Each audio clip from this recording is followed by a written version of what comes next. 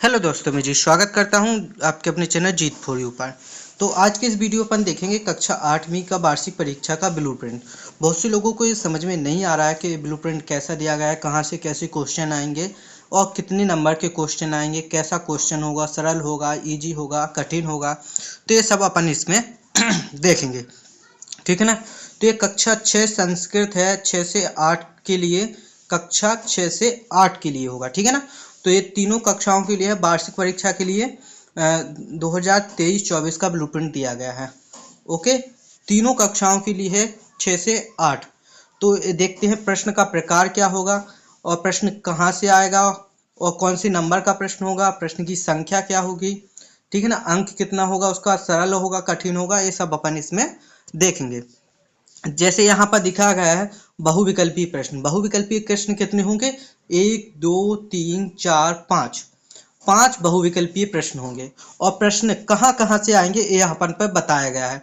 जैसे प्रश्न संख्या 1 ठीक है ना, पद दिया गया है, यानी कि जो श्लोक वगैरह होते हैं वहां से अपना एक बहुविकल्पीय प्रश्न पूछा जाएगा। बिल्कुल इजी प्रश्न पूछा जाएगा। यहाँ पे ई का मतलब है इजी, ठीक है ना। और बाकी के तीन गद्य से पूछे जाएंगे, जो थ्योरिकल होते हैं, अपन बड़े बड़े पार्ट होते हैं उनसे ये 3 प्रश्न पूछे जाएंगे, जिसमें से 2 इजी होंगे और मतलब औसत होगा, एवरेज, ठीक है ना। ए का मतलब है एवरेज, ओके। औसत यानी कि कठिन और सरल के बीच का एवरेज, ठीक है ना। तो अपने ये 4 प्रश्न देख लिए अपन ने, जो कि एक एक नंबर के हैं। कितने नंबर के हैं? एक एक नंबर के हैं। और एक प्रश्न आएगा व्याकरण से। कहाँ से आएगा? व्याकरण से। तो यहाँ पर 5 प्रश्न अपन ने कंप्लीट कर लिए हैं, जो कि 5 संख्या अपनी कंप्लीट हो चुकी है। देखिए कितने हो गए? 5 नंबर के। यहाँ तक अपन ने 5 नंबर के बहुविकल्पी प्रश्न देख लिए हैं। अब यहाँ से अपने रिक्त स्थान स्टार्ट होते हैं। रिक्त स्थान में भी देखिए एक आएगा पद से, जो कि श्लोक वगैरह मैंने बताए हैं। बाकी 3 आपके गद्य से होंगे और एक व्याकरण से होगा। व्याकरण से यहाँ पर एक हो गया और यहाँ पर भी एक हो गया। तो व्याकरण भी आपको सीखने की जरूरत है। जैसे समास वगैरह हो गया, और संधि आप पूछ लेगा, समास पूछ लेगा, जो भी आएगा वो आपसे पूछ लेगा। या पुरुष पूछ लेगा, कौन सा पुरुष है, प्रथम पुरुष, द्वितीय पुरुष, बहुवचन पूछ लेगा, ठीक है ना, ये पूछ लेगा। तो रिक्त स्थान भी आएंगे 6 से लेके 10, यानी कि 5 प्रश्न होंगे। तो 5 और 5 अपन ने 10 प्रश्न देख लिए। इनमें भी देखिए कैसे होने वाले हैं। यहाँ देखिए इजी, औसत है, एवरेज आएंगे, यानी कि ज्यादा कठिन नहीं होंगे। देखो अपन ने 3 बहुविकल्प देखे, जो कि बिल्कुल इजी, आपको हमेशा याद होंगे, वो कि सरल होंगे। आप पुराने क्वेश्चन देख लेना, वहां से अभी आपको मिल जाएंगे, ठीक है ना। यहाँ पर देखिए अब प्रश्न नंबर 11 है, जो कि पदखंड से आएगा, श्लोक से आएगा। ये वाला 11वां नंबर का, ठीक है ना।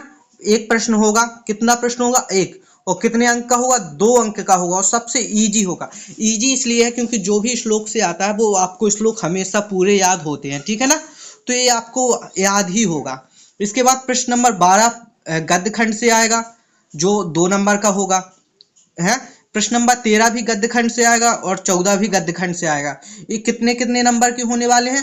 2-2 नंबर के होने वाले हैं। गद्य खंड का एक जो प्रश्न नंबर 13 होगा, ये थोड़ा डिफिकल्ट होगा। कैसा होगा? थोड़ा डिफिकल्ट, यानी कि थोड़ा हार्ड होगा, ठीक है ना। ओके। और जो प्रश्न नंबर 14 है, ये बिल्कुल एवरेज होगा। और प्रश्न नंबर 15, यहाँ पर भी देखिए 2 नंबर में भी एक व्याकरण का प्रश्न आएगा। कुछ भी पूछ सकता है आपको व्याकरण में, ठीक है ना, जो कि इजी होगा, बिल्कुल इजी, कठिन नहीं होगा, आसान होगा, आप पे ये बन जाएगा। इसके बाद देखिए प्रश्न नंबर 16 लघु उत्तरीय में है, ये भी 2 नंबर का होगा। सुक्ति, सुभाष सुक्ति, ये अपन से पूछ लेगा, 2 नंबर में होगा। ये एवरेज होगा, ठीक है ना, एवरेज होगा। अब यहाँ से लघु उत्तरीय प्रश्न लगते हैं, जो कि 3-3 नंबर के अपने प्रश्न आएंगे। कितने प्रश्न आएंगे 3-3 नंबर के? 1 2 3 4 5 6 6 प्रश्न होंगे अपने 3-3 नंबर के। कितने प्रश्न होंगे? 6 प्रश्न, ओके। जो कि प्रश्न कहाँ कहाँ से आएंगे अपने? जो कि 17 नंबर आएगा गद्य से, ये भी गद्य से, ये भी गद्य से। 3 प्रश्न आएंगे अपने गद्य से, जिसमें से एक इजी होगा, एक एवरेज होगा और एक हार्ड होगा। तीनों टाइप के अपन ने यहाँ पे बता दिए हैं, ठीक है ना। और प्रश्न नंबर 20 संख्या आधारित होगा, ठीक है ना। प्रश्न नंबर 20 कैसा होगा, संख्या आधारित, जो कि एवरेज होगा, जो कि 3 ही नंबर में आएगा। यहाँ पर भी देखिए एक व्याकरण से आएगा और एक श्लोक लेखन आएगा।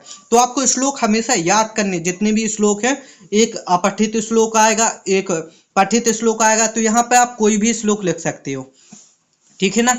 और श्लोक आपके उसमें भी दिए गए होंगे, ठीक है ना। अब देखिए श्लोक लिख लिया अपन ने, एवरेज हो।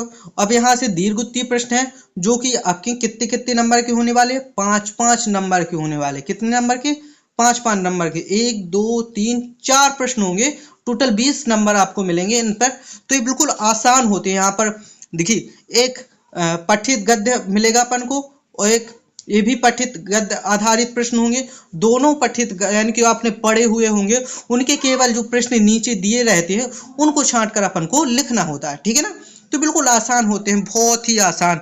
तो ये अपन को बन जाएंगे, एवरेज है, कोई भी डिफिकल्ट नहीं है। ये पत्र लेखन थोड़ा डिफिकल्ट है, थोड़ा ज़्यादा रटना पड़ता है, इसलिए इसमें डिफिकल्ट, ये भी 5 नंबर का आएगा।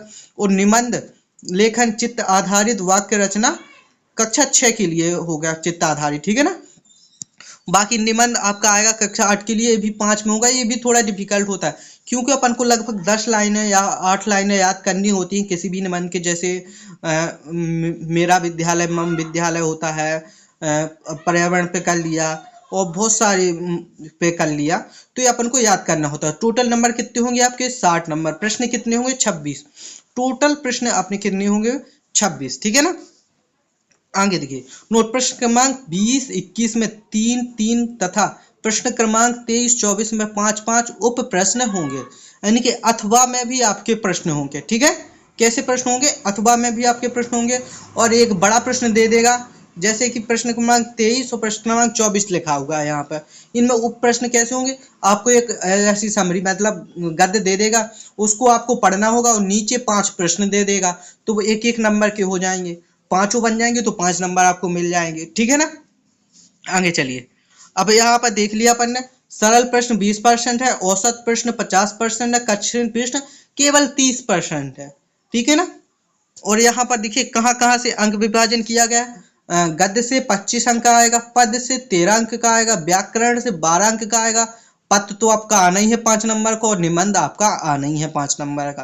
तो ये 10 नंबर तो आपके पक्के हैं, पत्र और निबंध, ठीक है ना।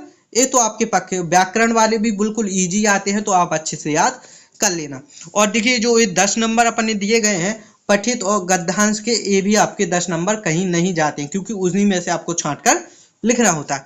तो ये रहा आपका संस्कृत का ब्लूप्रिंट, जो कि अपन ने पूरा देख लिया है। अगर कोई भी डाउट है आपको, तो आप कमेंट करके पूछ सकते हैं। और इसकी PDF फाइल मेरे टेलीग्राम से डाउनलोड कर सकते हैं। टेलीग्राम चैनल का नाम है G4U, वहां पर इसकी PDF फाइल मैंने अपलोड की हुई है, वहां से आप इसको डाउनलोड कर सकते हैं। आप चाहे तो मुझसे इंस्टाग्राम पे भी जुड़ सकते हैं। इंस्टाग्राम का नाम है मेरा Jitendra0606। इसकी लिंक भी मैं आपको डिस्क्रिप्शन में दे दूंगा, वहां से जाके आप इसको भी जुड़ सकते हैं, ठीक है ना। तो अब क्या करना है आपको, आप इस वीडियो को अपने दोस्तों के साथ शेयर करना है, वीडियो को लाइक और चैनल को सब्सक्राइब करना है।